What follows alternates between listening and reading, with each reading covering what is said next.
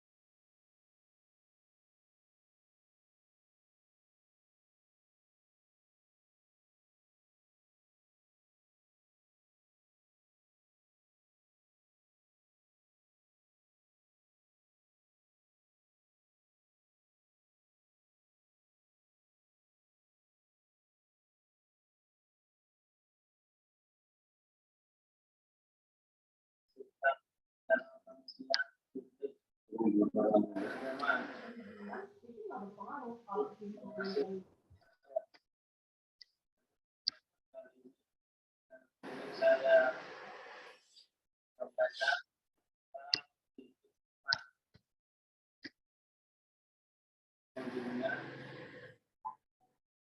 seperti ini, KTPS, cek 5, keamanan ID.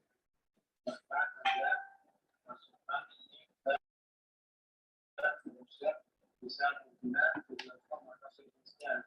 Ini saya menambahkan kita juga akan di sini.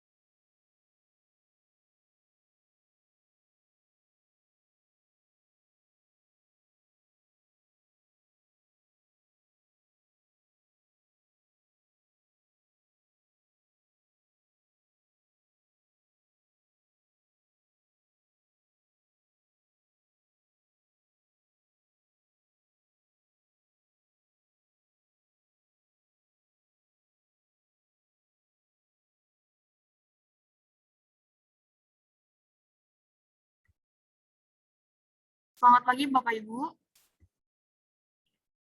Apakah suara saya terdengar? Pagi Mbak Dev. Oke, selamat pagi Mas Kali.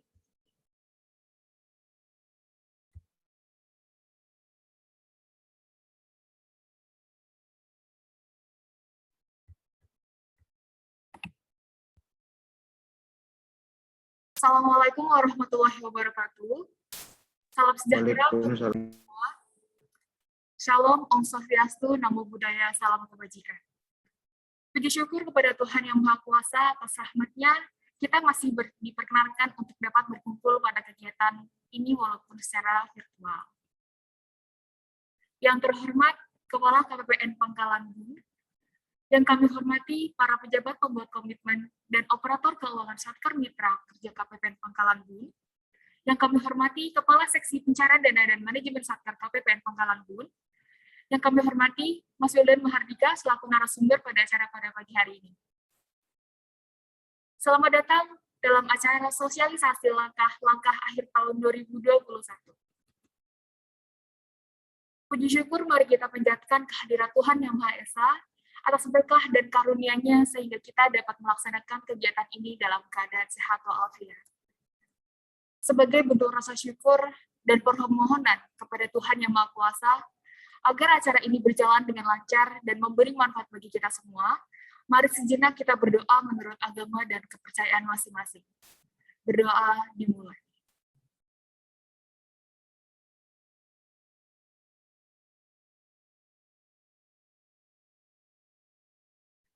Berdoa dapat diakhiri. Bapak Ibu yang kami hormati, mari kita dengarkan sambutan Kepala Kantor Pelayanan Perbendaharaan Negara Pangkalan Bun kepada Ibu Indra Karunia Dewati. Kami silahkan. Baik, terima kasih atas waktunya. Mbak Devita, suara saya bisa didengar jelas? Siap, jelas Ibu. Baik, yang saya hormati para pejabat pembuat komitmen serta para pengelola keuangan Satuan Kerja Mitra KPPN Pangkalan Bun, seluruh peserta sosialisasi langkah-langkah akhir tahun 2021. Assalamualaikum warahmatullahi wabarakatuh. Selamat pagi dan salam sejahtera untuk kita sekalian. Segala puji dan syukur patut kita naikkan kehadirat Tuhan Yang Maha Kuasa, karena atas berkenannya maka pada hari ini kita semua berada dalam keadaan sehat, sehingga Bapak Ibu bisa memenuhi undangan dari kami pada acara sosialisasi pelaksanaan penerimaan dan pengeluaran negara pada akhir tahun 2021 ini. Bapak Ibu yang kami hormati, seperti tahun-tahun sebelumnya, pelaksanaan penerimaan dan pengeluaran pada akhir tahun berbeda dengan periode normal. Tentunya dengan treatment khusus yang biasa dikenal dengan istilah langkah-langkah akhir tahun atau LLAT 2021. Berkenaan dengan hal tersebut, pada akhir September 2021 ini telah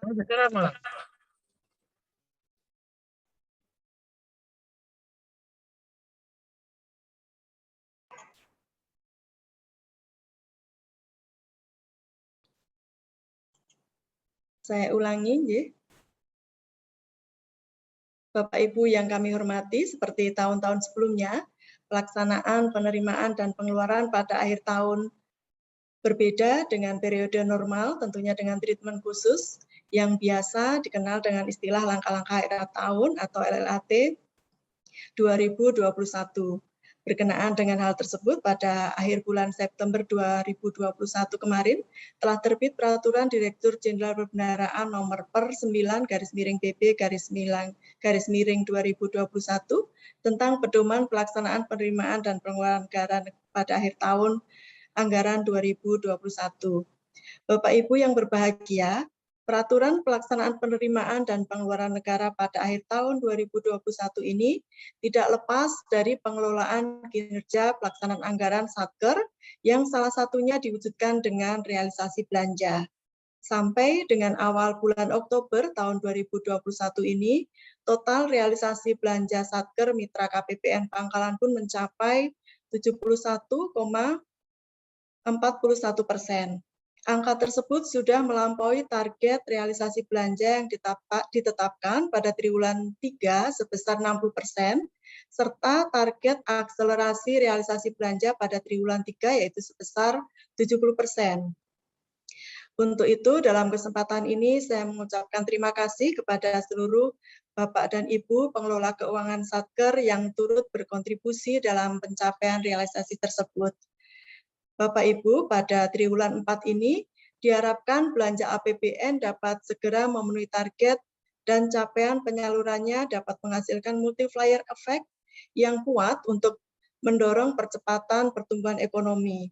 Selain program-program dalam rangka penanganan COVID-19 dan pemulihan ekonomi nasional atau PCPEN, belanja pemerintah pusat juga dilaksanakan dalam bentuk belanja modal untuk mendorong proyek infrastruktur dasar dan infrastruktur konektivitas.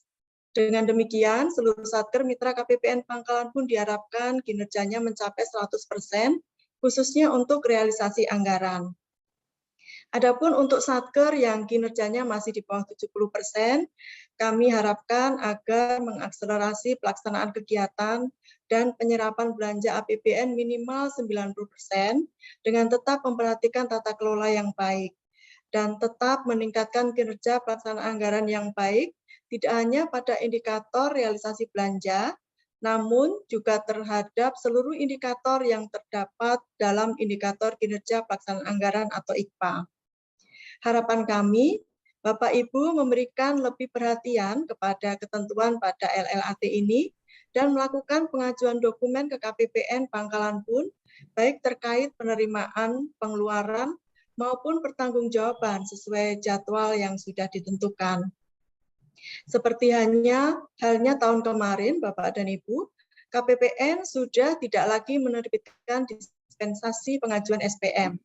Jadi, dispensasi pengajuan SPM diberikan oleh Kepala Kanwil Ditjen Perbendaharaan Provinsi Kalimantan Tengah dan atau Ditjen Perbendaharaan sesuai dengan kewenangannya bagaimana ketentuan terkait LLAT ini.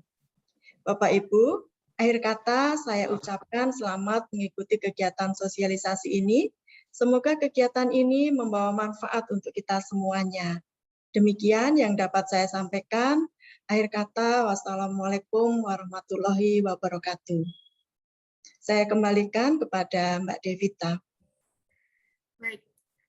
Terima kasih Bu Indra atas sambutan yang diberikan.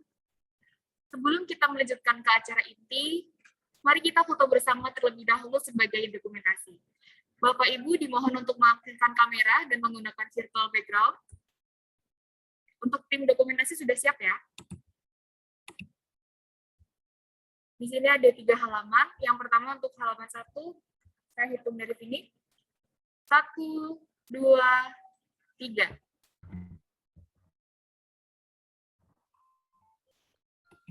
Selanjutnya untuk halaman yang kedua, Bapak Ibu dimohon untuk mengaktifkan kamera. 1, 2, 3. Selanjutnya untuk halaman ketiga. 1, 2, 3. Baik, terima kasih Bapak Ibu. Baik, kepada Bu Indra, apabila ada agenda lain yang harus diselesaikan, kami persilahkan dapat meninggalkan ruangan Zoom meeting ini. Kita waktu Pak Bejum, kita mau beli itu batik sendiri, memikirkan.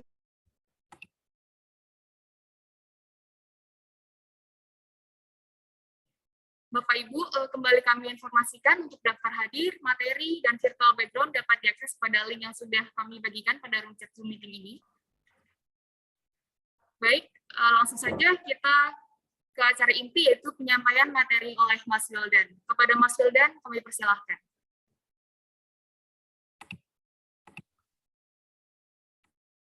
Baik, terima kasih Mbak Devita. Mohon izin Bapak Ibu, suara saya dapat terdengar dengan jelas ya. Jelas Mas Wildan. Baik, terima kasih Mbak Devita.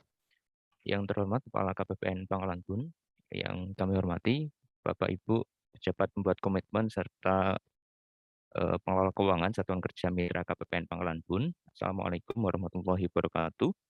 Selamat pagi, salam sejahtera untuk kita semua. Alhamdulillah Bapak Ibu, pada pagi hari ini kita masih bisa bertemu kembali, walaupun masih secara virtual Bapak Ibu, untuk mengikuti kegiatan sosialisasi langkah-langkah akhir tahun anggaran tahun 2021. Baik Bapak Ibu, seperti tahun-tahun sebelumnya, mungkin bagi Bapak Ibu yang sudah lama bertugas sebagai pengelola keuangan, sudah familiar dengan langkah-langkah akhir tahun yang biasa kita mulai pada bulan Oktober sampai dengan bulan Desember. Dan bagi Bapak Ibu yang baru bertugas pada bagian keuangan, tidak masalah, nanti bersama-sama kita akan sampaikan ketentuan-ketentuan terkait pada akhir tahun anggaran. Karena memang seperti yang sudah disampaikan Bu Indra tadi, untuk pelaksanaan anggaran, baik pelaksanaan penerimaan maupun pelaksanaan pengeluaran, di akhir tahun anggaran terdapat pengaturan khusus. Ya ada Pratama. Jerbambang, Bu. Baru tahu hari ini, baru tahu sekarang. Baik Bapak Ibu, izin saya ulangi, seperti yang tadi sudah disampaikan Bu Indra, untuk tahun anggaran 2021 ini, pada akhir tahun anggaran juga masih sama seperti tahun-tahun sebelumnya, terdapat pengaturan-pengaturan khusus yang tidak diatur biasanya pada periode umum Bapak Ibu ya.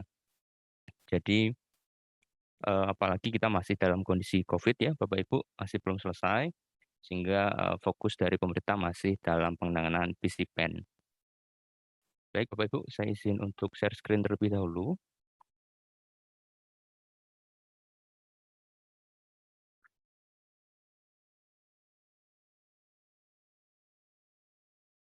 Thank you.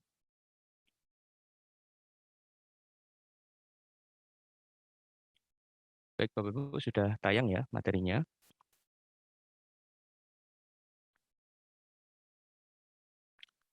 Ya, kita coba sampaikan dulu Bapak Ibu latar belakang diterbitkannya peraturan terkait dengan pedoman pelaksanaan penerimaan dan pengeluaran negara pada akhir tahun anggaran. Jadi seperti tahun-tahun sebelumnya Bapak Ibu, ini Menteri Keuangan diamanatkan untuk melakukan pengaturan terkait dengan pelaksanaan penerimaan dan pengeluaran akhir tahun negara oleh PP nomor 45 tahun 2013 yang sudah diubah sebagian di PP nomor 50 tahun 2018. Kemudian berdasarkan PP tersebut diturunkan pedomannya melalui Peraturan Menteri Keuangan nomor 163 tahun 2013 yang juga sudah diubah ke Peraturan Menteri Keuangan nomor 186 tahun 2017 tentang pedoman pelaksanaan penerimaan dan pengeluaran negara pada akhir tahun anggaran. Nah, ini tujuannya apa Bapak Ibu? Tujuannya yaitu untuk mengendalikan saldo kas negara, baik kas yang masuk maupun kas yang keluar, serta persiapan tutup buku pada akhir tahun anggaran. Nah, ini kemudian PMK tadi diturunkan lagi menjadi Peraturan Direktur Jenderal Perbendaharaan tentang pedoman pelaksanaan penerimaan dan pengeluaran negara pada akhir tahun anggaran yang pada tahun 2021 ini diatur dengan Perdirjen Perbendaharaan nomor 9 tahun 2021 yang sudah terbit tanggal 30 September yang lalu Bapak Ibu. Nanti akan kita sampaikan atau sudah disampaikan Bapak Ibu ya pada link tree yang disampaikan Mbak Devita pada kolom chat. Nanti silakan diunduh dan dipelajari terkait dengan Perdirjen Perbendaharaan nomor 9 tahun 2021 ini. Ada beberapa pengaturan Bapak Ibu ya di situ ya. Ada pengaturan terkait dengan kas masuk dan kas keluar. Nanti mungkin pada sosialisasi pagi hari ini kita akan lebih berfokus terkait dengan pelaksanaan pengeluaran Bapak Ibu ya. Karena yang terkait langsung dengan Bapak Ibu Satuan Kerja yaitu terkait dengan pengeluaran. Nanti untuk penerimaan dan yang lainnya silakan nanti apabila ingin mendapatkan informasi lebih lanjut bisa dibaca pada Perdirjen yang sudah kami share ya Bapak Ibu. Baik Bapak Ibu, ini adalah kondisi akhir tahun anggaran tahun 2021 pada bulan Desember. Sedikit agak berbeda dari tahun-tahun sebelumnya ya Bapak Ibu ya. Tahun-tahun sebelumnya biasanya hari kerja efektif di bulan Desember itu lebih sedikit dari bulan-bulan sebelumnya, namun di tahun 2021 ini justru lebih banyak dari bulan Oktober dan November Bapak Ibu ya. Kalau kita lihat pada kalender, ini hari kerja efektif di bulan Desember itu 23 hari kerja. Karena libur Natal dan cuti bersamanya kebetulan jatuh bertepatan dengan hari libur ya Bapak Ibu, jadi tidak ada tanggal merah di bulan Desember. Namun demikian pengaturan terkait dengan batas-batas akhir penyampaian dokumen di bulan Desember tetap dilaksanakan Bapak Ibu ya. Bukan berarti kalau hari kerjanya lebih panjang kita jadi lebih slow, tidak. Pengaturannya tetap dijalankan sesuai dengan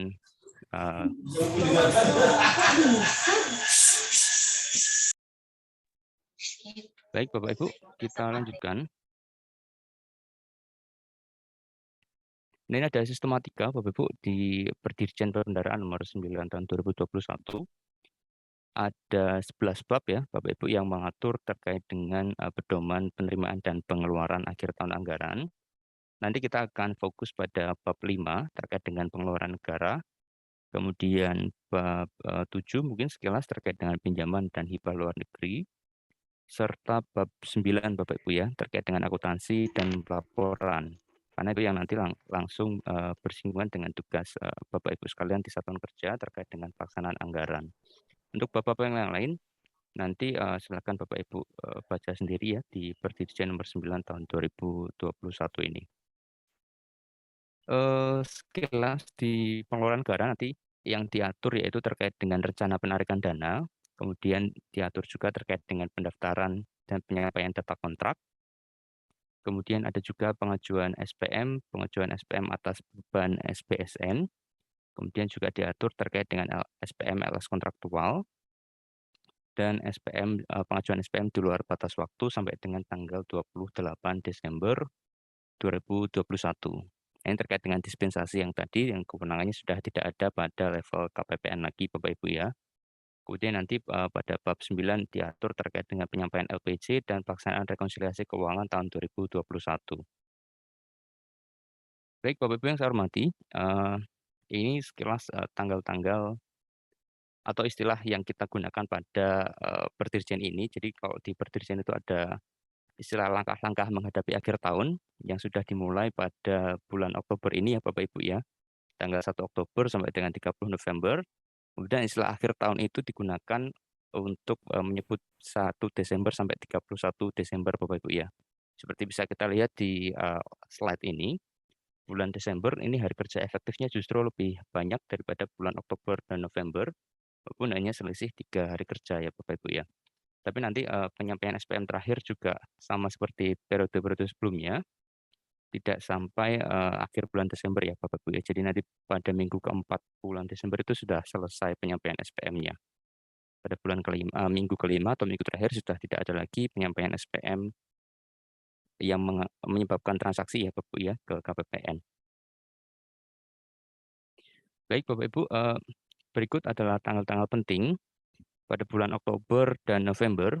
Jadi di bulan Oktober ini ada 3 tanggal penting terkait dengan LLAT, yaitu tanggal 14 yang sudah dimulai pada besok hari Bapak Ibu ya. Ini terkait dengan penyampaian SPM LS kontraktual dengan BAST atau BAPP sampai dengan 30 September tahun 2021. Jadi nanti mohon perhatian bagi Bapak Ibu satuan kerja yang satkernya memiliki kontrak dengan BAST atau BAPP tertanggal 30 September tahun 2021.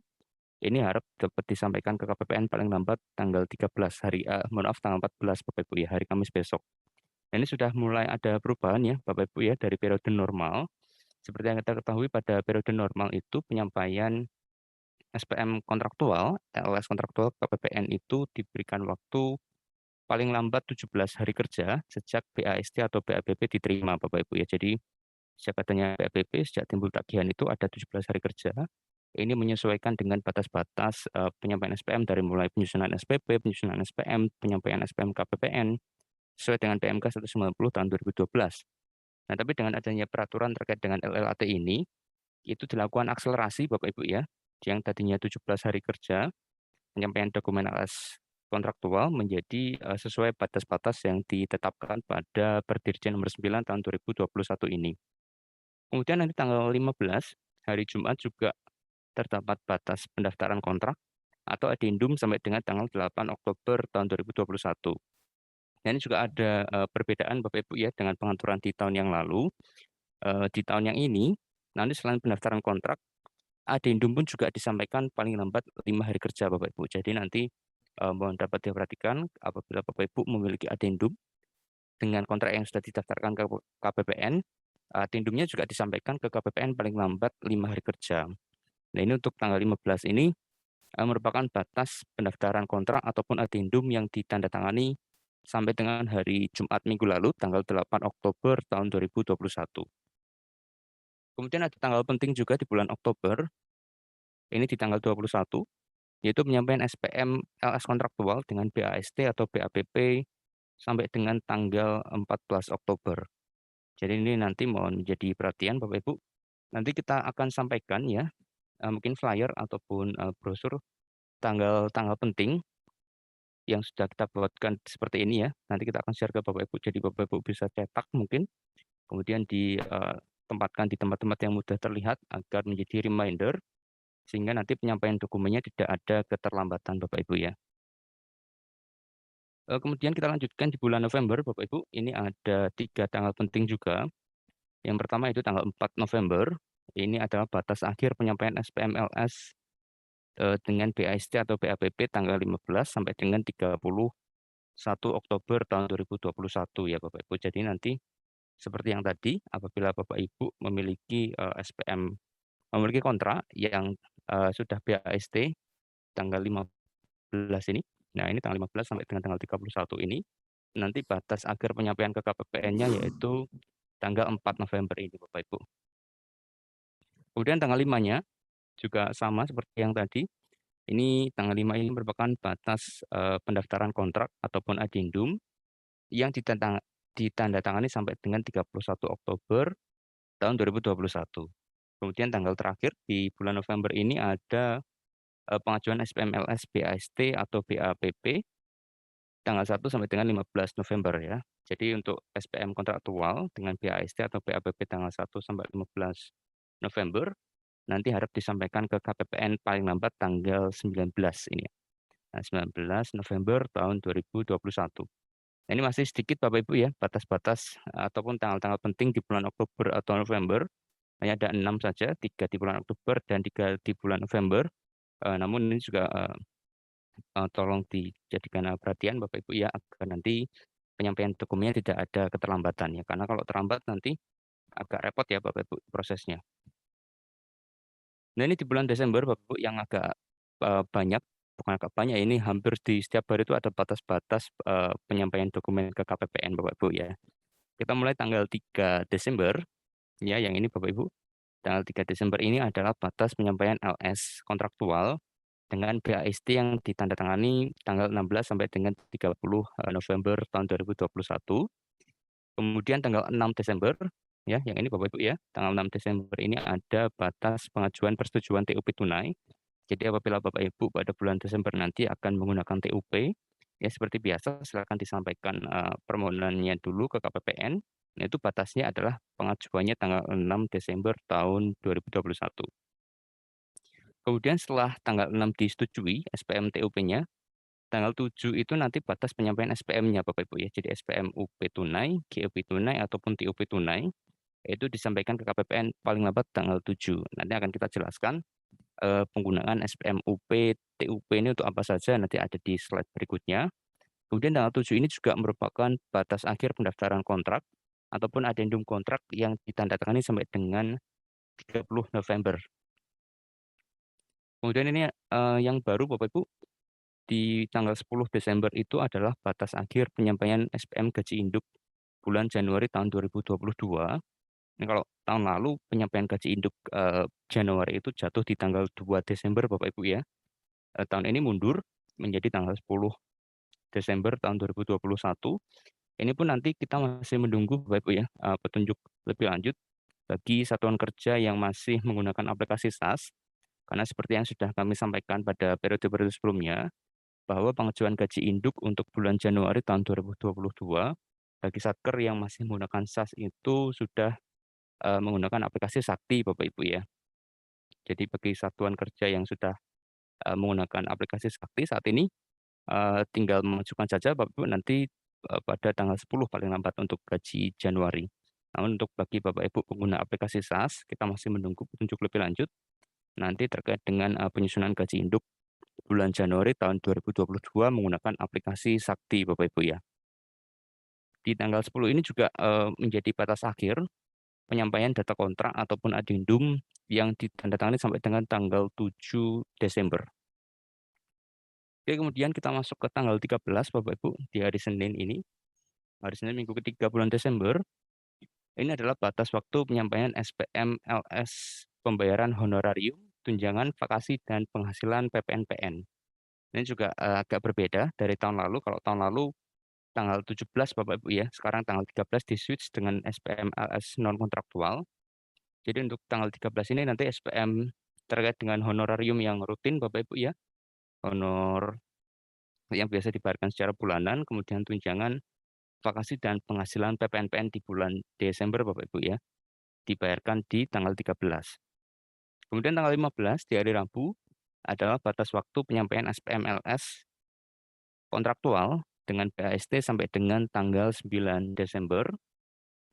Kemudian di tanggal 17 yaitu batas akhir penggunaan KKP, kartu kredit pemerintah Bapak Ibu. Jadi di bulan Desember penggunaan KKP hanya dibatasi sampai dengan tanggal 17 saja. Setelah itu sudah tidak dapat digunakan lagi sampai dengan tahun anggaran berikutnya Bapak Ibu ya.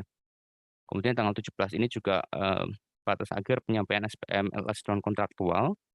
SPMLS non kontraktual apa saja yang dapat disampaikan di tanggal 17 nanti akan kita sampaikan pada slide berikutnya.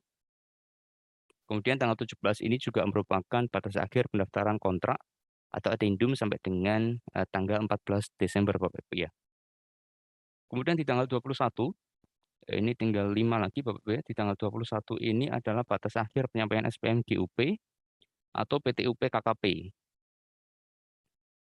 Kalau SPM GUP atau TUP tunai itu kan tanggal 7 tadi Bapak Ibu ya. Nah untuk yang SPM KKP ini, GUP KKP tanggal 21, kemudian tanggal 21 juga batas akhir penyampaian SPM KP, kembali pajak SPM KP, KC, SPM IP, dan SPM PP. Jadi digabung Bapak Ibu ya, kalau dulu SPM KP, KC, dan IP itu sendiri, kemudian SPM PP-nya dipisah, kalau sekarang digabung sampai dengan tanggal 21 Desember. Tanggal 21 Desember juga batas akhir pengajuan nomor register hibah langsung uang. Jadi bagi Bapak Ibu satuan kerja yang sampai dengan yang pada tahun 2021 ini menerima hibah uang dan belum mengajukan nomor registernya ke Kanwil DJPP maupun ke EAS dari DJPPR untuk hibah luar negeri, nanti silakan mengajukan pengajuan nomor registernya terlebih dahulu ke Kanwil DJPP maupun ke Direktorat Jenderal PPR ya Bapak Ibu ya, untuk mendapatkan penetapan nomor hibah langsung yang kemudian nanti akan digunakan untuk melakukan pengesahan hibah uangnya. Kemudian tanggal 22 ini merupakan batas waktu penyampaian SPMLS kontraktual dengan BAST atau BAPP sampai dengan tanggal 20 Desember. Nah, ini yang semakin singkat ya Bapak Ibu ya. Jadi kalau tanggal 20 Desember ada BAST, penyampaian ke KPPN paling lambat tanggal 22. Hanya 2 hari saja Bapak Ibu ya. Nah, di tanggal 22 ini juga masih dimungkinkan untuk melakukan pendaftaran kontrak ataupun perubahan data kontrak yang ditandatangani sampai dengan tanggal 20 Desember. Ini juga singkat ya Bapak Ibu ya, hanya 2 hari kerja di akhir tahun nanti. Kemudian tanggal 23 ini ada penyampaian surat ralat atas retur SP2D Bapak Ibu ya. Jadi nanti semoga tidak ada retur, sehingga tanggal 23 ini kita bisa lewati dengan tenang. Kemudian tanggal 24 ada penyampaian batas akhir penyampaian SPMLS BAST atau BAPP tanggal 21 sampai 31 Desember. Nah, ini yang nanti memerlukan jaminan akhir tahun ya Bapak Ibu ya. Jadi apabila Bapak Ibu yang nanti memiliki kontrak yang diperkirakan selesai pada sampai dengan tanggal 31 Desember, nanti penyampaiannya adalah di tanggal 24 Bapak Ibu maksimal. Itu nanti dilampiri dengan jaminan akhir tahun. Nanti akan kita sampaikan syarat-syaratnya pada slide berikutnya. Kemudian tanggal 24 ini juga batas akhir pendaftaran kontrak atau addendum belakangnya tanggal 4 Desember tahun 2021. Tanggal 24 ini juga batas akhir permohonan surat izin pembukaan rekening hibah langsung uang bagi Bapak Ibu yang direncanakan akan menerima hibah uang Bapak Ibu ya di tahun 2021 ini. Kemudian di tanggal 27 ini adalah batas akhir pengajuan nomor register hibah langsung barang, jasa atau surat berharga bagi Bapak Ibu yang menerima hibah barang ini. Kami harapkan dapat segera diproses tahun ini ya Bapak Ibu ya. Jangan sampai kita lewat tahun untuk pengesahan hibah barangnya karena nanti harus menunggu persetujuan dulu ya Bapak Ibu ya. Harus menunggu pembukaan periode dulu dari Kantor Pusat Direktorat Jenderal Perbendaharaan. Dan itu proses pencatatannya pun agak lebih panjang dan lebih rumit daripada pengesahan hibah yang disampaikan atau yang disahkan pada tahun anggaran berjalan. Jadi nanti Bapak Ibu yang memiliki hibah kami mohon untuk diinventarisir. Kemudian yang belum diajukan penetapan nomor registernya silakan disampaikan ke Kanwil DJPP untuk hibah dari dalam negeri dan ke DJPPR ya untuk hibah luar negeri. Kemudian untuk dilakukan pengesahan pada tahun anggaran 2021.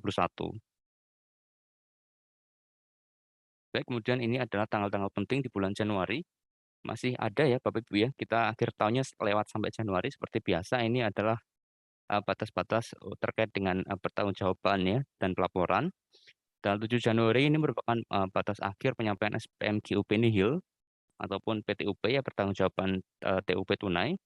Kemudian tanggal 7 ini juga batas akhir penyampaian SP3B BLU, kita tidak ada BLU di sini.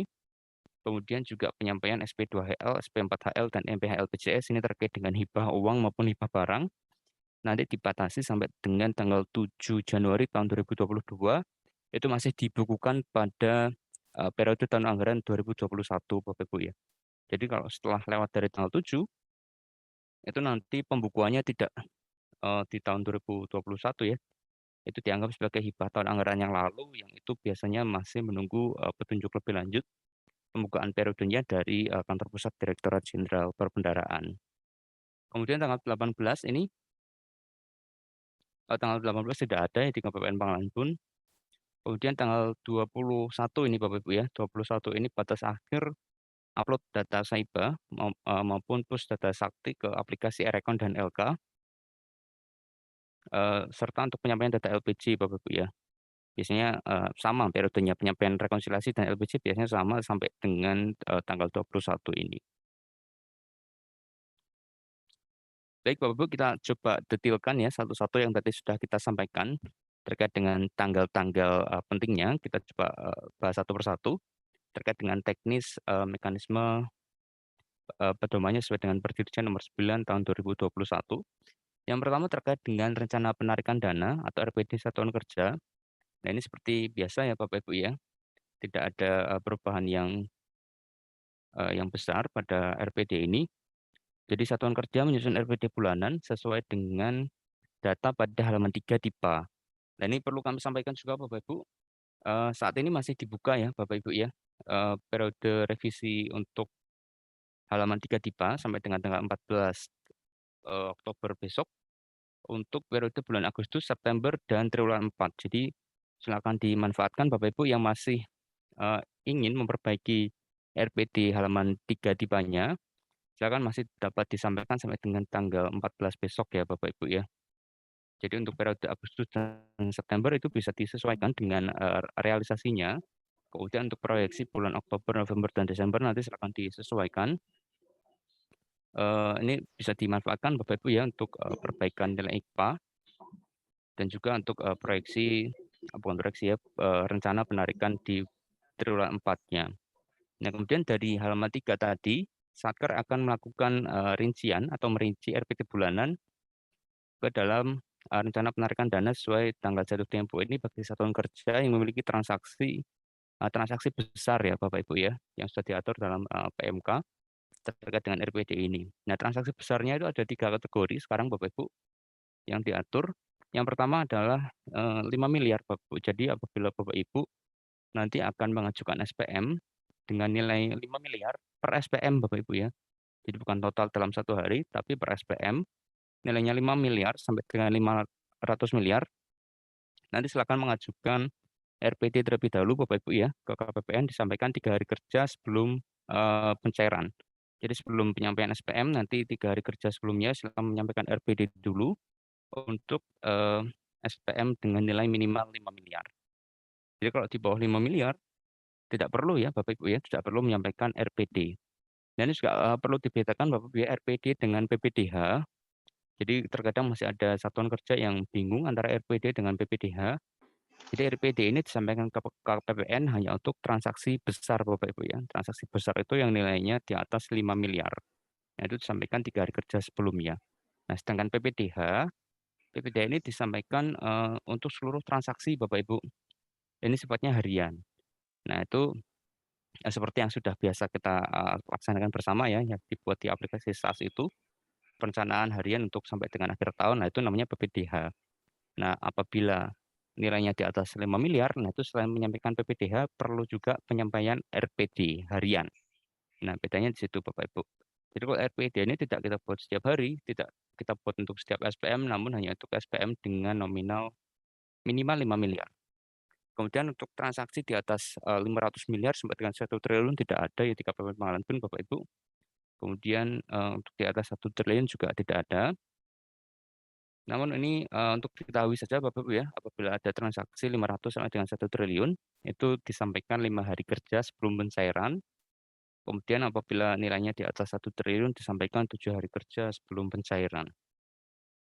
Nah, kemudian ini Satker dapat melakukan update atau perubahan RPD 1 hari Bapak Ibu ya, 1 hari sebelum pencairan. Jadi kalau misalkan jatuh tempo pencairannya besok, hari ini masih bisa dilakukan update atau perubahan RPD. Jadi nanti agar tidak terdapat deviasi Bapak Ibu ya. Deviasi ini nanti akan mempengaruhi penilaian IKPA juga. Jadi nanti dapat dilakukan update atau perubahan RPD 1 hari sebelum pencairan. Apabila ada satuan kerja yang akan mengajukan SPM di atas 5 miliar. Nah, kemudian apabila terdapat kebutuhan yang penting dan mendesak, ini dapat diajukan dispensasi RPD kepada Kepala KPPN. Nah, ini dispensasi yang di sini yang dimaksud adalah dispensasi RPD ya Bapak Ibu, bukan dispensasi SPM. Jadi kalau ada SPM yang di atas 5 miliar, ini kebutuhannya mendesak dan penting, dan tidak ada waktu untuk penyampaian RPD-nya, dapat diajukan dispensasi kepada Kepala KPPN terkait dengan RPD-nya. Kalau penyampaian SPM-nya tetap sesuai dengan batas-batas waktu yang tadi, namun RPD-nya ini masih dapat dimintakan dispensasi kepada Kepala KPPN.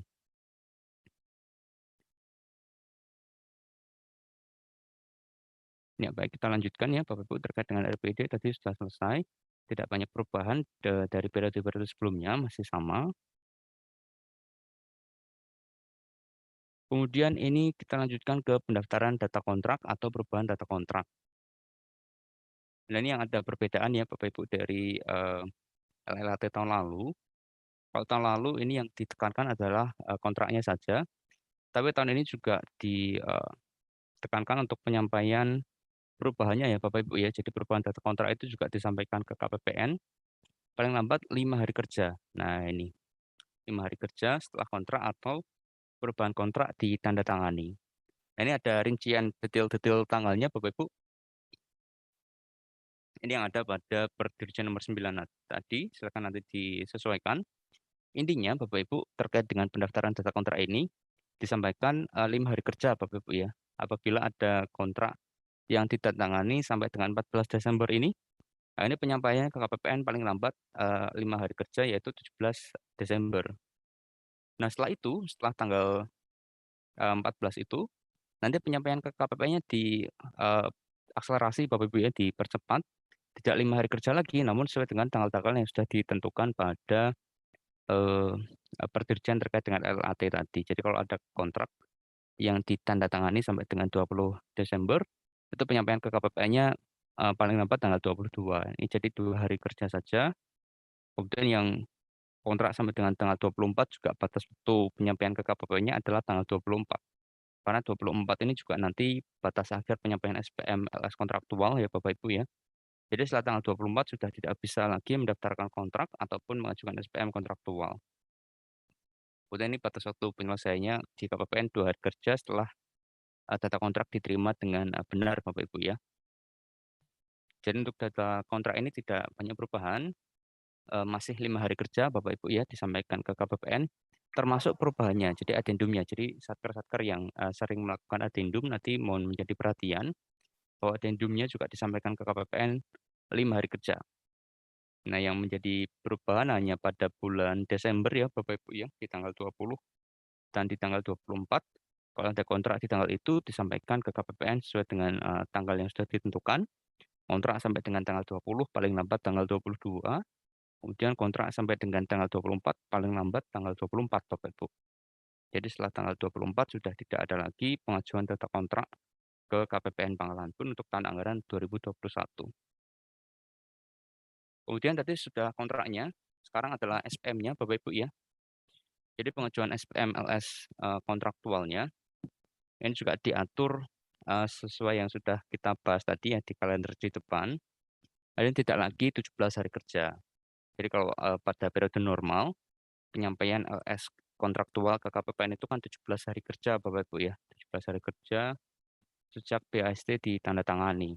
Nah kalau pada akhir tahun anggaran ini tidak 17 hari kerja namun diakselerasi, dilakukan percepatan Bapak Ibu ya penyampaian SPM-nya ke KPPN sesuai dengan batas-batas waktu yang ada di Perdirjen nomor 9 tadi. Nah ini yang menjadi perhatian itu yang di sini ya Bapak Ibu ya. Ya yang paling akhir ini. Nah ini kontrak yang BAST-nya direncanakan atau diperkirakan itu dilaksanakan tanggal 21 sampai 31 Desember ini disampaikan ke KPPN pada tanggal 24 Desember Bapak Ibu ya paling lambat. Itu nanti dilampiri dengan jaminan akhir tahun. Kalau kontrak yang selesai sebelum tanggal 21 Desember, ya ini tanggal 20 Desember ini tidak perlu Bapak Ibu ya. Aduh, maaf.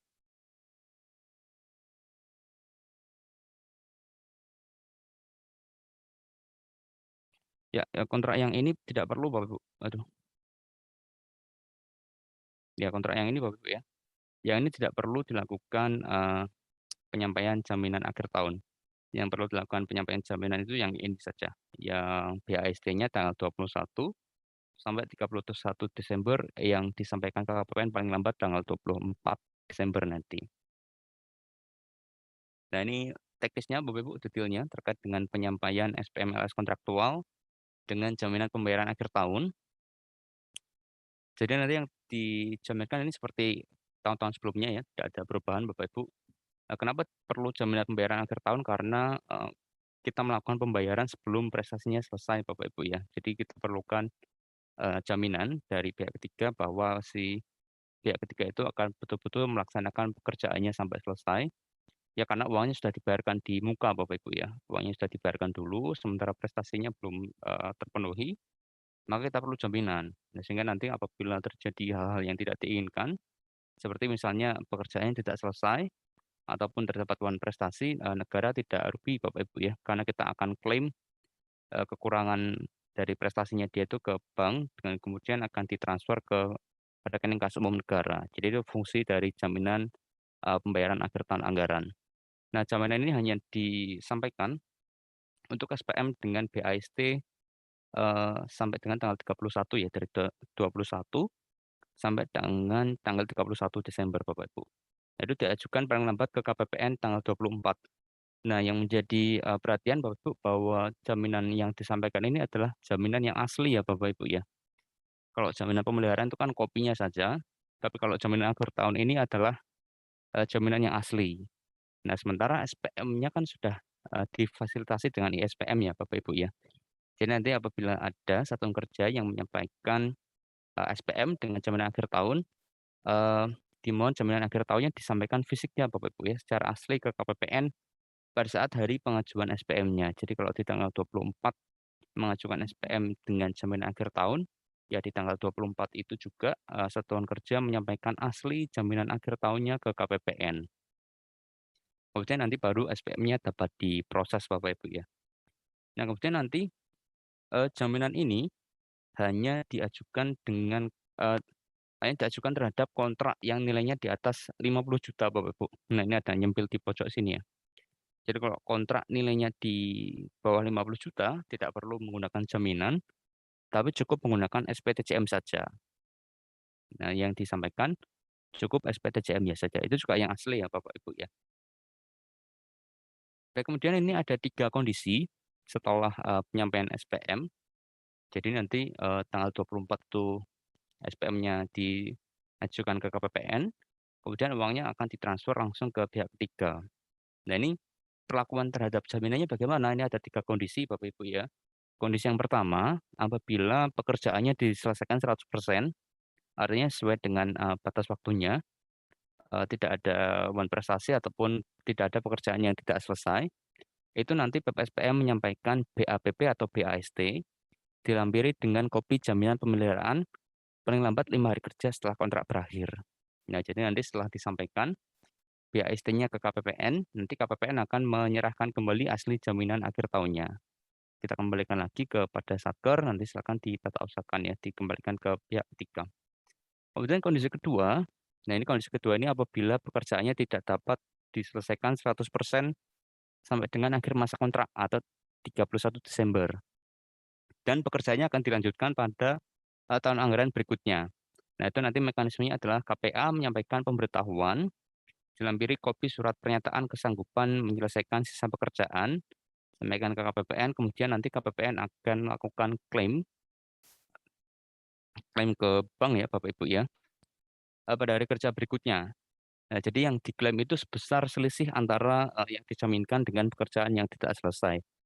Nah, ini untuk sebagai tambahan Bapak Ibu ya, bahwa pengajuan jaminan ini hanya dapat dilakukan di bank Bapak Ibu ya. Jadi kalau biasanya itu kan kalau jaminan uang muka itu yaitu jaminan pelanggaran itu kan dapat diajukan di bank ataupun lembaga keuangan lainnya ya, lembaga asuransi ataupun lembaga penjamin. Nah, tapi kalau jaminan akhir tahun ini hanya dapat diajukan ke bank pada lingkup wilayah kerja KPPN Pangkalan Bun saja Bapak Ibu. Jadi kalau misalkan nanti ada vendor atau pihak ketiga yang ada di Jakarta ataupun di Palangka, itu pembuatan jaminannya tetap di wilayah kerja KPPN Pangkalan Bun. Jadi di Kota Waringin Barat, Sukamara atau Lamandau saja. Tidak dapat di luar itu. Bisa di luar itu kalau mendapat persetujuan dari Kanwil DJPB Provinsi Kalimantan Tengah Bapak Ibu ya. Jadi kalau ada pihak ketiga yang di luar wilayah kerja KPPN Pangkalan Bun nanti diminta untuk hadir ke sini. Kalau tidak bisa, Satuan Kerja mengajukan permohonan dulu ke Kanwil DJPB untuk menggunakan bank di luar dari wilayah KPPN. Itu pun ada syarat-syarat yang harus dipenuhi Bapak Ibu ya. Syaratnya misalnya di lingkup wilayah kerja KPPN Pangkalan Bun tidak ada bank yang bisa menerbitkan jaminan. Nah, itu baru bisa menggunakan bank di luar wilayah KPPN Pangkalan Bun. Nah, kenapa seperti itu Bapak Ibu? Karena nanti yang akan melakukan klaim adalah KPPN ya Bapak Ibu ya. Jadi yang akan melakukan klaim apabila terdapat tuan prestasi atau pekerjaan yang tidak diselesaikan dan akan dilanjutkan pada periode berikutnya itu KPPN akan melakukan klaim kepada bank tersebut. Sehingga pemilihan banknya harus bank yang terdapat pada wilayah kerja Kabupaten Pangkalan Bun yaitu Kabupaten Kota Waringin Barat, Kabupaten Sukamara, dan Kabupaten Lamandau saja. Nah, itu tadi untuk kondisi kedua. Tidak selesai tapi akan dilanjutkan pada tahun depan Bapak Ibu ya. Jadi nanti KPPN melakukan klaim dulu, kemudian uangnya akan disetor ke kas negara menggunakan kode Satker yang memiliki kontrak itu Bapak Ibu ya. Nah, itu kemudian nanti silakan dilanjutkan pekerjaannya paling lambat 90 hari kalender Bapak Ibu. Jadi sampai Maret tahun depan pekerjaannya masih bisa dilakukan, tetapi dananya tidak serta-merta nanti dananya ditambahkan di tahun depan tidak Bapak Ibu ya, karena dananya kan sudah dibayarkan dulu ini. Dananya sudah masuk ke rekening pihak ketiga. Kemudian yang ketiga, ini kondisi yang ketiga, yaitu apabila sudah dibayarkan uangnya, sudah masuk ke pihak ketiga, namun pihak ketiganya wan prestasi. Artinya pekerjaan tidak selesai dan tidak mau melanjutkan pekerjaan si pihak ketiganya ini.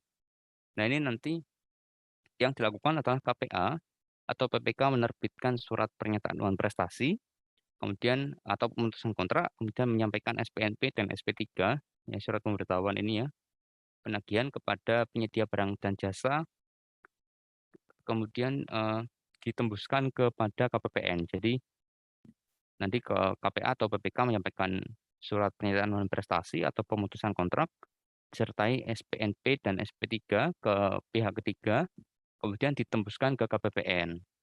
Nah, kemudian berdasarkan surat tersebut nanti seharusnya pihak ketiga melakukan penyetoran atau pengembalian ke kas negara atas uang yang sudah ditransfer tadi ya di tanggal 24 itu paling lambat 7 hari kerja setelah surat diterima. Kemudian nanti apabila tidak mau membayar penyedia barang dan jasanya, KPA menyampaikan surat pernyataan ke KPPN, kemudian nanti KPPN akan melakukan klaim ke bank sebesar nominal yang dibayarkan pada tanggal 24 tadi, Bapak Ibu ya. Jadi itu ada 3 kondisi apabila Bapak Ibu memiliki kontrak yang diperkirakan selesai sampai dengan tanggal 31 Desember tahun 2021.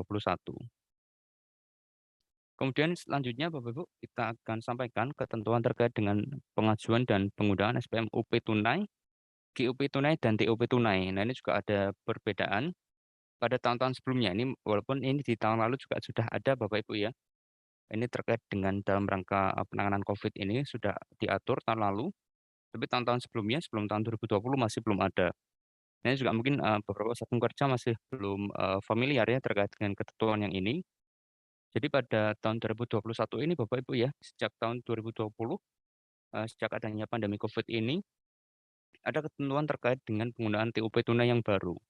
Nah, jadi TUP tunai ini bisa digunakan untuk belanja operasional dan belanja non operasional. Nah, ini ketentuannya yang di sebelah kiri kita lihat dulu. Untuk belanja yang selain penanganan pandemi COVID-19, itu terhadap satu penerima atau satu penyedia barang dan jasa dapat dibayarkan sebesar maksimal 1 miliar. Nah, pembayaran 1 miliar tadi untuk belanja operasional dan non operasionalnya itu bisa dilakukan dengan mekanisme non kontraktual atau kontraktual. Nah, jadi selama pandemi ini kontrak bisa dibayarkan menggunakan mekanisme TOP tunai Bapak Ibu ya, bukan TOP KKP, TOP tunai bisa dilakukan untuk pembayaran kontrak yang tidak didaftarkan ke KPPN kontraknya. Jadi kalau kontraknya sudah didaftarkan ke KPPN, itu pembayarannya menggunakan SPM LS kontraktual. Tapi kalau tidak didaftarkan ke KPPN, itu bisa dibayarkan menggunakan TOP tunai ini. Jadi untuk saat ini masih berlaku ketentuannya dari tahun 2020 itu Bapak Ibu ya. Ini khusus dalam rangka COVID. Kita tidak tahu atau belum tahu ke depannya setelah status pandemi COVID ini berakhir, apakah masih berlanjut atau tidak. Kita akan melihat, tapi yang jelas sampai dengan bulan Desember ini, ketentuan TOP tunai untuk pembayaran kontrak ini masih bisa, masih berlaku Bapak Ibu ya. Jadi nanti silakan apabila akan mengajukan TOP tunai untuk pembayaran SPM kontrak. Untuk pembayaran kontrak ya, kontraknya menggunakan TOP. Kemudian ketentuan berikutnya, perjanjian atau kontrak pengadaan barang dan jasa sampai dengan 1 miliar untuk satu rekanan belum didaftarkan dan atau belum direalisasikan ke KPPN. Nah, ini seperti yang tadi saya sampaikan ya, bahwa pembayaran kontrak dengan TUP ini hanya bisa dilakukan terhadap kontrak yang belum didaftarkan atau belum ada realisasinya. Jadi kalau kontrak yang sudah didaftarkan pencairannya menggunakan SPM LS kontraktual. Kemudian SPM TUP ini juga dapat digunakan untuk pembayaran tunggakan tahun lalu ya Bapak Ibu ya. Paling besar 1 miliar untuk satu penerima sepanjang telah tercantum pada halaman 4B pada DIPA ya. Jadi kalau Bapak Ibu memiliki tunggakan tahun lalu yang belum terbayarkan dan sudah dilakukan revisi ya sudah muncul pada halaman 4B DIPA, maka dapat dibayarkan menggunakan TUP tunai tadi paling besar 1 miliar. Itu untuk selain penanganan pandemi COVID ya. Jadi kalau ada belanja selain pandemi COVID, itu bisa dibayarkan kepada satu penerima paling banyak 1 miliar. Nah, untuk penanganan pandemi COVID, jadi apabila Bapak Ibu melakukan belanja terkait dengan penanganan pandemi COVID ini, pengajuan TUP-nya tidak dibatasi nilai pembayarannya. Artinya terhadap satu penerima ini bisa lebih dari 1 miliar. Kemudian dapat melampaui alokasi dalam DIPA dengan persetujuan pengguna anggaran atau pejabat eselon 1 yang ditunjuk oleh pengguna anggaran. Nah, kemudian terkait dengan pengajuan SPM TUP ini, syaratnya masih sama Bapak Ibu ya. Sama seperti pengajuan TUP pada periode normal, artinya pada periode selain akhir tahun. Yang pertama yaitu satuan kerja nanti menyusun rincian penggunaan TUP dan menyampaikan surat pernyataan dari KPA itu paling lambat 6 Desember Bapak Ibu ya. 6 Desember surat permohonannya disampaikan ke KPPN. Kemudian nanti setelah terbit tanggal 6 Desember surat persetujuannya dari KPPN, tanggal 7 Desember itu paling lambat SPM TUP-nya harus disampaikan ke KPPN dilampiri dengan surat persetujuan yang telah ditandatangani oleh Kepala KPPN. Kemudian 6 Desember tadi ya, alurnya ini 6 Desember Satker mengajukan permohonan TUP. Kalau disetujui nanti tanggal 7 Desember Satker mengajukan SPM TUP-nya. Kemudian SP2D-nya paling lambat diterbitkan tanggal 9. Nanti tanggal 9 sampai dengan akhir tahun Satker melakukan penggunaan TUP. Kemudian apabila ada sisa tanggal 31 Desember wajib disetorkan. Ini juga ya menjadi perhatian ya Bapak Ibu ya. Karena beberapa tahun yang lalu ada satuan kerja yang terlambat melakukan penyetoran sisa UP atau TUP ini sehingga ada catatan pada laporan keuangannya. Jadi nanti mohon bantuannya Bapak Ibu apabila sampai dengan akhir tahun ada sisa UP atau TUP yang tidak digunakan, mohon dapat disetorkan paling lambat tanggal 31 Desember. Nah, ini untuk penggunaan KKP-nya, pembayaran dengan KKP ini dibatasi sampai dengan tanggal 17 Desember saja ya Bapak Ibu. Jadi kalau satuan kerja akan menggunakan KKP, itu penggunaannya maksimal tanggal 17 Desember. Setelah tanggal 17 Desember sudah tidak bisa menggunakan KKP lagi. Kemudian nanti pertanggungjawabannya, SPM GUP-nya atau SPM TUP-nya, itu paling lambat sudah diterima KPPN tanggal 21 Desember. Ya seperti itu Bapak Ibu ya. Jadi ada perbedaan pengaturan antara UP tunai dan UP KKP. Nah, untuk UP tunai yang ini juga Bapak Ibu apabila satuan kerja nanti misalkan UP-nya sudah dinihilkan ya sebelum tanggal 6 itu, nanti dapat mengajukan TUP juga. Jadi khusus akhir tahun anggaran 2021 ini, bagi Satker yang sudah tidak memiliki UP itu tetap bisa mengajukan atau langsung bisa mengajukan TUP-nya. Jadi tanpa melalui pengajuan UP terlebih dahulu. Ini khusus akhir tahun yang ini Bapak Ibu ya. Oke, kita lanjutkan. Nah ini terkait dengan pembayaran uang makan dan uang lembur di bulan Desember tahun 2021 ada 3 mekanisme Bapak Ibu ya. Ini karena penyampaian SPM-nya tadi dibatasi tanggal 7 ya Bapak Ibu ya. Jadi untuk pembayaran uang lembur dan uang makan di bulan Desember ini ada 2 mekanisme. Mekanisme pertama yaitu menggunakan UP atau TUP. Ya menggunakan UP atau TUP ini disampaikan paling lambat tanggal 7 Desember Bapak Ibu ya. Jadi nanti apabila Bapak Ibu nanti memilih menggunakan UP atau TUP untuk membayarkan uang makan dan uang lembur, itu disampaikan paling lambat 7 Desember, kemudian nanti apabila ada sisa tanggal 31 Desember wajib disetorkan ke kas negara.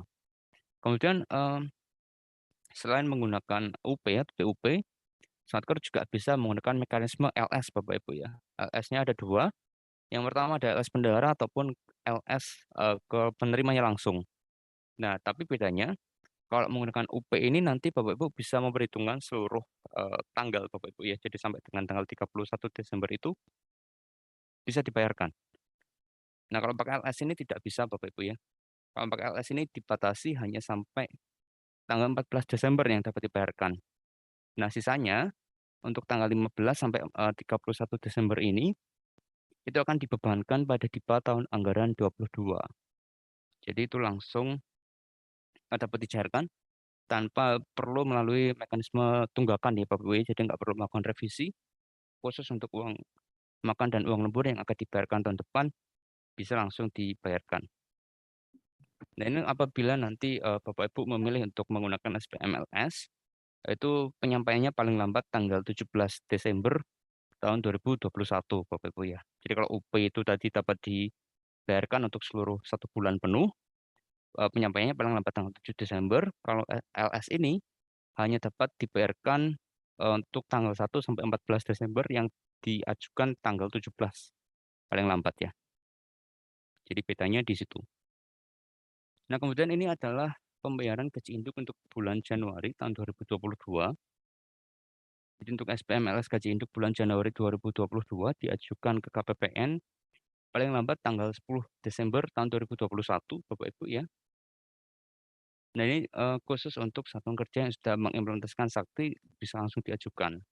Nah kalau satuan kerja yang masih menggunakan SAS saat ini ya, yang belum mengimplementasikan sakti nanti tanggalnya tetap ya tanggal 10 Bapak Ibu. Namun untuk teknis pelaksanaannya bagaimana nanti akan kita sampaikan setelah ada petunjuk dari kantor pusat ya Bapak Ibu ya. Nah kemudian ini ada poin berikutnya pembayaran gaji P3K bulan Januari dan penghasilan PPN-PN bulan Januari yang dibayarkan pada hari kerja pertama bulan Januari, yaitu mengikuti ketentuan pembayaran gaji induk Januari tahun 2022. Ini PPN-PN-nya PPN-PN yang bukan satpam ya Bapak Ibu ya, yang bukan satpam, driver, kemudian OB ini. Selain itu, PPN-PN selain itu yang biasanya gajinya dibayarkan bulan berikutnya. Kalau PPN-PN itu kan gajinya dibayarkan setelah mereka melaksanakan tugas ya Bapak Ibu ya. Jadi kalau bulan Desember ini harusnya yang dibayarkan adalah gaji bulan November. Nah, seperti itu ya. Nah, ini PPNPN selainnya itu, misalnya komisioner itu Bapak Ibu ya, yang biasanya di bulan November itu SPM-nya adalah SPM gaji bulan berikutnya. Nah, ini yang itu. Nah, itu mekanismenya tanggalnya sama dengan tanggal gaji induk bulan Januari, yaitu tanggal 10 Desember. Dan nanti SPM-nya yang diajukan tanggal 10 Desember itu SP2D-nya akan ditanggali tanggal 3 Januari tahun 2022 Bapak Ibu ya. Jadi nanti untuk gajinya, gaji induk bulan Januari akan diterima tanggal 3 Januari tahun 2022. Nah, selanjutnya untuk pembayaran honorarium, tunjangan, vakasi, dan penghasilan PPN bulan Desember. Nah, ini PPNPN baru yang untuk satpam, driver, CS, yang ini Bapak Ibu ya. Yaitu dibayarkan paling lambat tanggal 13 Desember dengan melampirkan SPTJM. Nah, kenapa melampirkan SPTJM? Karena seperti yang tadi Bapak Ibu ya, untuk PPNPN ini kan pembayarannya dilakukan setelah tugasnya selesai Bapak Ibu ya.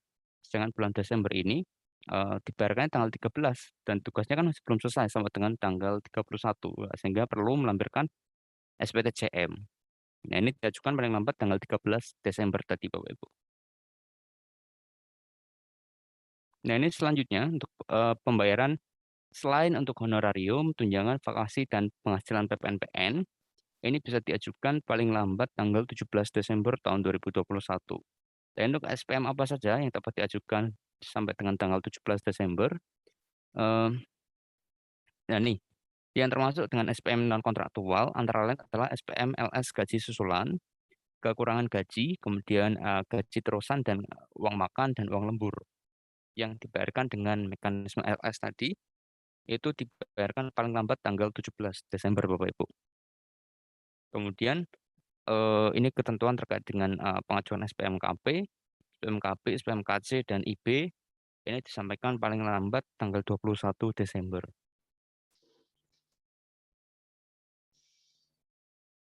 Kemudian ini pengajuan SPM atas beban SBSN. Lanjutan pekerjaan tahun anggaran 2020 sebenarnya tidak ada ya Bapak Ibu ya. Yang ada kan SBSN tahun anggaran tahun 2021. Nah, ini mekanismenya sama hampir mirip Bapak Ibu ya seperti pengajuan SPM LS kontraktual tadi. Jadi apabila pekerjaannya diperkirakan selesai 100%, nanti menggunakan jaminan akhir tahun. Sama seperti SPM LS kontraktual yang sumber dananya rupiah murni tadi. Kemudian apabila pekerjaannya tidak selesai, nanti dapat dilanjutkan di tahun 2022. Ini mekanismenya mirip ya Bapak Ibu ya.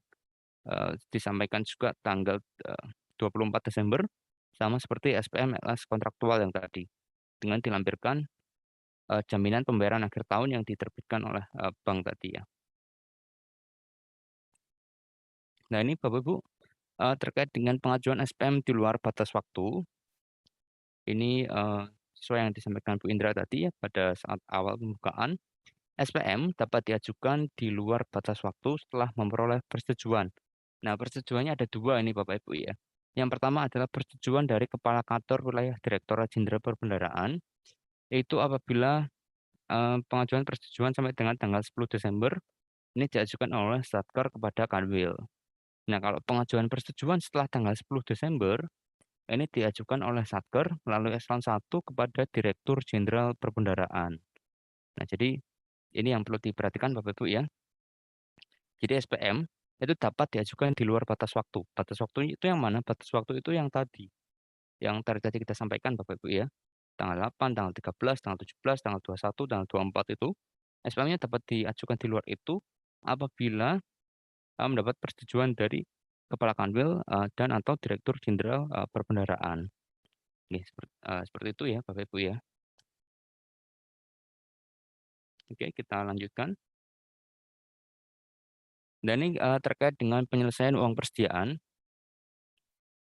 Sama seperti tahun lalu Bapak Ibu, agak berbeda ya. Kalau tahun lalu itu kan batasnya sampai dengan tanggal 23 ya. 23 Desember karena tahun lalu ada libur cuti bersama itu ya yang akhirnya di-cancel Bapak Ibu ya. Nah, kalau tahun ini penyetoran sisa UP tunai, sisa UP atau TUP itu disetorkan paling lambat tanggal 31 Desember. Nah, ini penyetorannya nanti sebelum melakukan penyetoran Bapak Ibu silakan berkoordinasi dengan KPPN untuk kita cek dulu sisa UP-nya sebetulnya ada berapa. Nanti setelah match, setelah crop datanya, silakan dilakukan penyetoran ke KPPN. Nah, ini yang menjadi perhatian ya Bapak Ibu ya, paling lambat 31 Desember. Jadi kalau distorkan setelah tanggal 31 Desember, itu nanti akan menyebabkan pelaporannya tidak bagus Bapak Ibu ya. Masih ada saldo kas di bendahara pengeluaran di bulan Desembernya, dan di tahun depan masih terbawa terus itu Bapak Ibu ya, saldo di bendahara pengeluaran. Nah kemudian selain sisa UP, nah kalau tidak ada sisa, nanti bisa langsung diajukan SPM GUP-nya Bapak Ibu ya, GUP nihil atau PTUP-nya, ini paling lambat tanggal 7 Januari. Nah itu nanti untuk SPM yang diajukan di tahun depan, untuk SPM GUP nihil atau PTUP itu diberi tanggal 31 Desember tahun 2021, sehingga untuk pembukuannya tetap pada tanggal 31 Desember. Kemudian hal yang perlu diperhatikan Bapak Ibu ini terkait dengan pengajuan atau pertanggungjawaban UP ini. Yang pertama, Satkar yang belum atau tidak mempertanggungjawabkan UP atau TUP pada tahun anggaran berikutnya tidak diberikan UP atau TUP. Nah, jadi untuk penyetoran dan penyelesaian ini, pengajuan SPM GUP nihilnya agar disesuaikan dengan batas waktu yang telah ditentukan Bapak Ibu ya. Karena apabila melewati batas waktu yang telah ditentukan, nanti pada tahun anggaran berikutnya tidak diberikan UP atau TUP, sampai dengan pertanggungjawaban UP atau TUP tahun anggaran yang lalunya selesai dulu. Nah, kemudian yang kedua, Kepala Kanwil DJPP dapat memberikan dispensasi terkait penyelesaian UP atau TUP dalam hal yang pertama, pertanggungjawaban UP atau TUP-nya dapat diperhitungkan dengan UP tahun anggaran 2022. Kemudian yang kedua, penyelesaian UP atau TUP tunai tahun anggaran 2021 dikarenakan kasus pencurian atau penyelewengan. Nah, ini kita harapkan tidak ada ya Bapak Ibu ya. Jadi penyetorannya kita bisa lakukan secara normal tanggal 31 Desember. Kemudian pengajuan SPM GUP nihilnya paling lambat tanggal 7 Januari. Ini paling lambat Bapak Ibu ya. Jadi kalau sebelum itu ya bisa. Oke, ini yang ketiga tidak ada ya sepertinya Bapak Ibu. Nah, kita lanjutkan yang berikutnya. Ini ada penyelesaian administrasi hibah langsung. Jadi hibah langsung ada dua Bapak Ibu ya, ada hibah langsung dalam bentuk uang, kemudian ada juga hibah langsung dalam bentuk barang, jasa, atau surat berharga. Ini ketentuannya mirip seperti tahun lalu Bapak Ibu ya. Jadi bagi Bapak Ibu yang memiliki hibah langsung dalam bentuk uang di tahun anggaran 2021 ini, yang belum menerima atau diajukan penetapan nomor register hibahnya, silakan nanti disampaikan ke Kanwil DJPP untuk hibah dalam negeri dan ke DJPPR untuk hibah luar negeri Bapak Ibu ya. Paling lambat tanggal 21 Desember tahun 2021. Nah, kemudian nanti setelah mendapatkan nomor register, silakan disampaikan pengajuan pengesahannya SP2HL atau SP4HL-nya ke KPPN untuk realisasi sampai dengan 31 Desember, paling lambat 7 Januari tahun 2022. Jadi untuk pengesahan hibah uang tahun 2021 ini masih bisa dilakukan paling lambat tanggal 7 Januari tahun 2022 dengan catatan nomor registernya sudah dilakukan pengajuan terlebih dahulu dan sudah ditetapkan sebelum tanggal 21 Bapak Ibu ya. Jadi kalau sampai dengan tanggal 21 Desember masih belum ditetapkan nomor registernya, ya tidak bisa disahkan hibah uangnya. Nah, begitu juga dengan hibah barang, ini sama konsepnya, tapi tanggalnya saja yang berbeda. Untuk hibah barang, pengajuan nomor registernya lebih lama, sampai dengan tanggal 27 Desember. Kemudian nanti setelah itu pengajuan MPHL-nya atau pengesahannya ke KPPN sama dengan hibah uang, yaitu paling lambat 7 Januari tahun 2022 dengan syarat bahwa nomor registernya sudah ditetapkan dulu sebelum 31 Desember. Nah ini Bapak Ibu ya, kalau lebih dari tanggal yang ditetapkan tadi, banyak akan berubah statusnya Bapak Ibu. Dari hibah tahun anggaran berjalan ke hibah tahun anggaran yang lalu. Nah, untuk hibah tahun anggaran yang lalu ini, kalau pengalaman tahun-tahun sebelumnya itu pengajuan pengesahannya masih harus menunggu pembukaan periode dulu Bapak Ibu.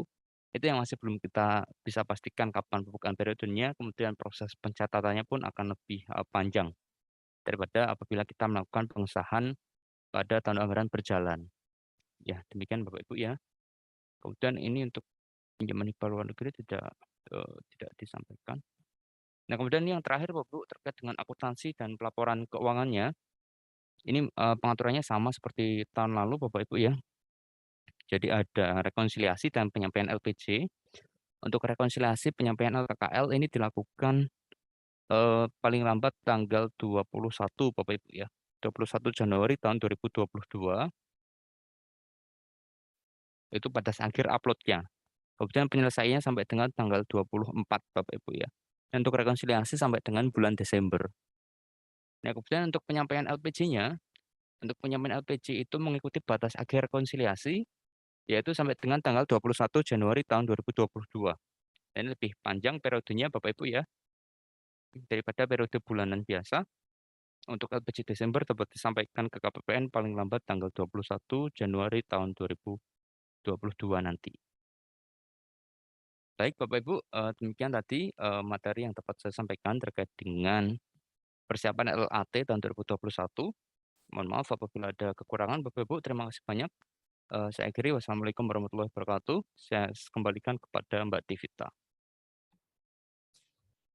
Baik, terima kasih Mas Wildan atas materi yang diberikan mengenai langkah-langkah akhir tahun. Bapak Ibu yang kami hormati, acara selanjutnya adalah diskusi. Baik, bagi Bapak Ibu yang akan bertanya bisa menggunakan fitur raise hand atau menulis pertanyaan di kolom chat.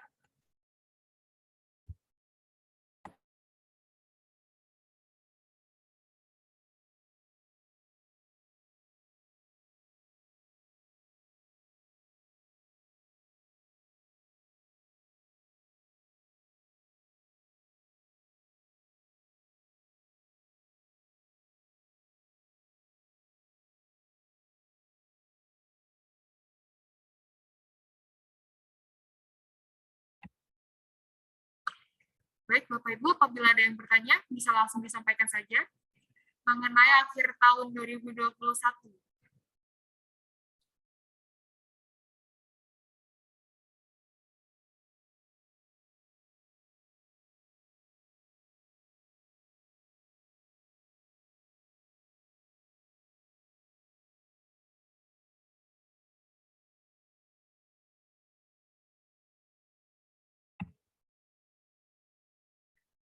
Oh baik, itu ada pertanyaan dari Pak Kuncoro. Silahkan Pak Kuncoro. Bisa di open mic. Ya, mohon izin Bapak Ibu yang hadir pada sosialisasi siang ini. Mohon izin bertanya Pak Wildan mengenai pertanggungjawaban yang lewat akhir masa waktu yang DUP tadi, Pak. Itu bisa dijelaskan lebih lanjut yang dapat dispensasi dari Kanwil DJPB itu seperti apa, Pak, kasusnya, Pak?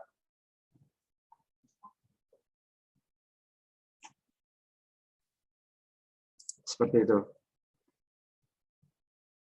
Yang pertanggungjawaban UP, TUP tunai tahun anggaran 2021 dapat diperhitungkan dengan UP tahun anggaran 2022. Nah, itu seperti apa ininya, Pak? Penjelasannya. Terima kasih, Pak Wildan.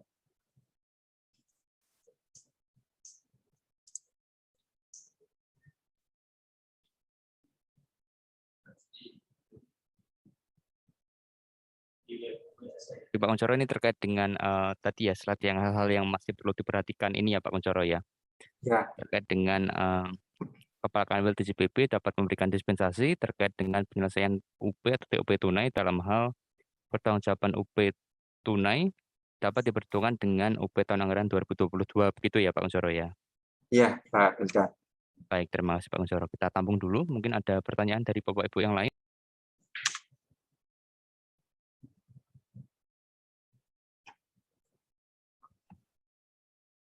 Silahkan Bapak Ibu apabila ada pertanyaan. Bisa dituliskan di ruang chat Zoom ini, Bapak Ibu.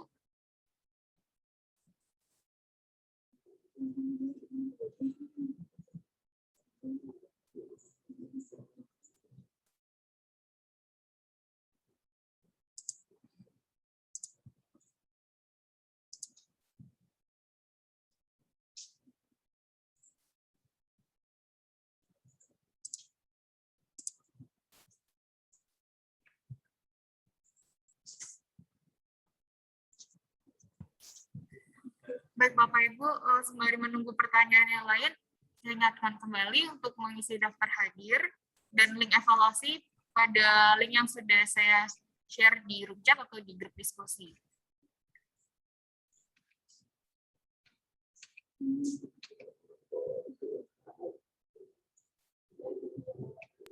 Iya. Baik, sepertinya tidak ada ya, saja pertanyaan Pak Kuncoro dulu. Izin saya share screen Pak ya, terkait dengan yang ini tadi Pak ya.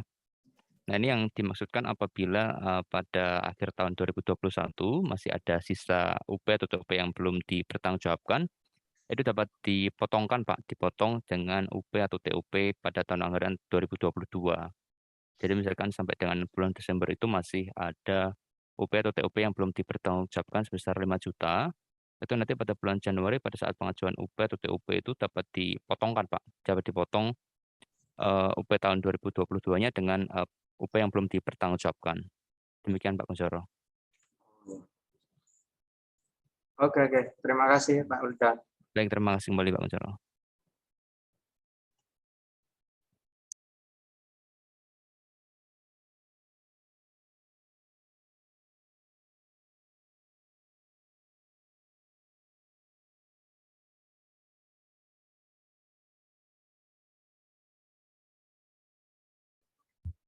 Baik, Bapak Ibu, apakah ada pertanyaan lain? Sepertinya ada pertanyaan di room chat dari PA Sukamara Mbak Mei. Untuk penyampaian SPM non-kontraktual fisik di bulan Desember, apakah waktu pengirimannya masih sama seperti bulan-bulan sebelumnya?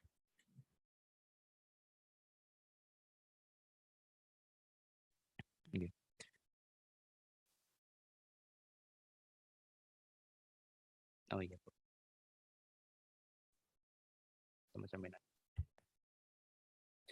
Baik, untuk PA Sukamara, pertanyaan ini terkait dengan penyampaian fisik SPM-nya ya Bu ya, Bu Melita ya. Kalau terkait dengan penyampaian fisik SPM-nya ini masih sama Bu, sama seperti bulan-bulan sebelumnya ya, masih di bulan berikutnya. Kecuali untuk SPM kontraktual yang SPM kontraktual dengan jaminan akhir tahun tadi ya Bu ya.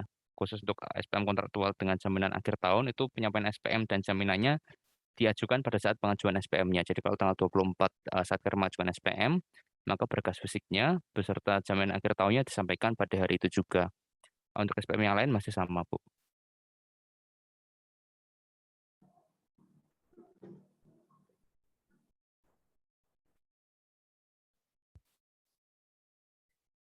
Baik, terima kasih Mas Suldan. Gimana Mbak Mei, sudah terjawab ya? Oke, sudah. Terima kasih. Siap, sama-sama Mbak Mei. Baik, Bapak Ibu, apabila ada pertanyaan lain bisa langsung disampaikan saja.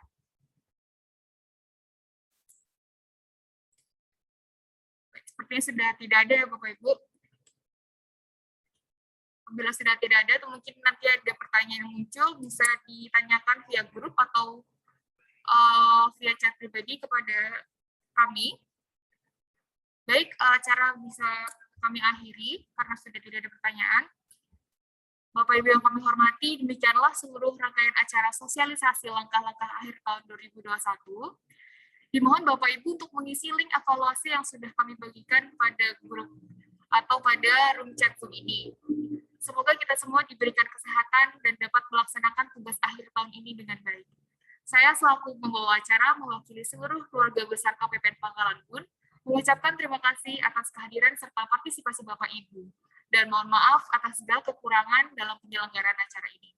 Akhir kata, wassalamualaikum warahmatullahi wabarakatuh.